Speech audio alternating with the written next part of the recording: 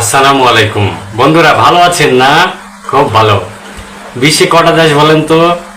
কেউ কেউ বলে যে বিশ্বে দুইটা দেশ, একটা হচ্ছে বাংলাদেশ আর বাকিটা বিদেশ।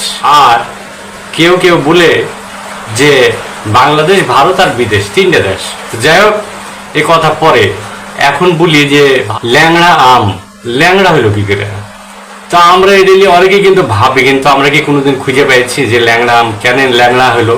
গোপাল ভোগ, এশিয়াপাত, এগুলা নিয়ে অতটা না ভাবলেও ল্যাংড়া নিয়ে কিন্তু ভাবনা আসে। ফজলি, এগুলা কারো নামে মনে হয় হবে, কিন্তু ল্যাংড়া কি করে ল্যাংড়া হইলো এটা আমিও ভাবছি মেলা দিন। এত সুয়াদের একটা আম কিন্তু ল্যাংড়া হয়ে গেল।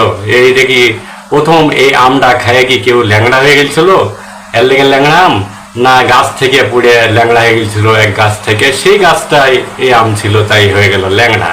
তাই একটা মোটামুটি ইতিহাস পাইলাম। সে এটা হচ্ছে বর্তমান ভারতের যে উত্তরপ্রদেশ, সেই প্রদেশের সাহারানপুর বলে একটা জেলা আছে, সেই জেলাটাকে বলা হয় ম্যাঙ্গো বেল্ট। সেই ম্যাঙ্গো বেল্টে এই প্রচুর ল্যাংড়া আম হয়। আবার এই নামটাকে বানারসি লংড়া নামেও পরিচিত। তো যাই হোক, এটার একটা হিস্ট্রি আছে। আজ থেকে ধরেন 300 বছর আগে চলে যান, না যাওয়া যাবে না, চেষ্টা করে। বেনারসি, এখন যেটাকে বারাণসী বলে, বারাণসী পাটনা, সেই বেনা তখন ছিল, সেটার নাম বেনারস। বেনারসি শাড়ি বলে না? তো এক পুরোহিত ছিল। পুরোহিত মানে বুঝেন তো, যে মন্দির যুগায় পূজা অর্চনা করে। সে পুরোহিত বিশেষভাবে অক্ষম ছিল। অক্ষম ছিল মানে ল্যাংড়া ছিল। তো সে কোথায় একটা গাছ পেয়েছিল, সে লাগিয়েছিল। সেই গাছটায় প্রচুর আম হয়েছিল এবং খুব সুমিষ্ট আম। তো ছেলেপিলে সব ধরেন ওই গাছে আম পাড়তে যেত, ঢিল টিল মারত। তখন সেই পুরোহিত ল্যাংড়া লাঠি নিয়ে তাড়তো। তখন ওই ছেলেরা বলতো যে ল্যাংড়ার আম। তো সেই আমটা হয়ে গেল ল্যাংড়ার আম। এবং ল্যাংড়ার আম যে খুব সুমিষ্ট, এটা রাজার কানে চলে গেল। তো তখন তো বেশি জনসংখ্যা ছিল না, রাজার কানে যেতে সমস্যা নাই। তো রাজা চলে আসলো।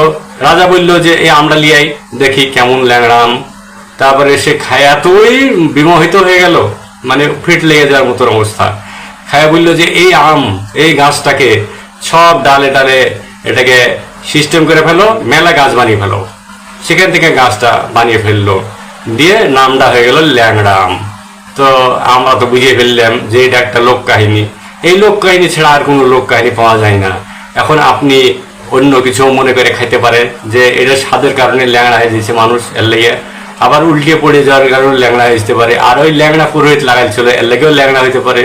তো বন্ধুরা, ল্যাংড়া আম নিয়ে আর চিন্তা করার কিছু নাই, যখনই পাওয়া যাবে খাই নিতে হবে। তো বন্ধুরা, আবার মাঝে মধ্যে আসবো, ছোট করে কথা বলবো, কথা বলে আবার চলে যাবো। আবার শুনতে চাইবেন বলবো, তা দেখা হয়ে যাবে, আবার কথা হয়ে যাবে। আসসালামু আলাইকুম, আল্লাহ হাফিজ।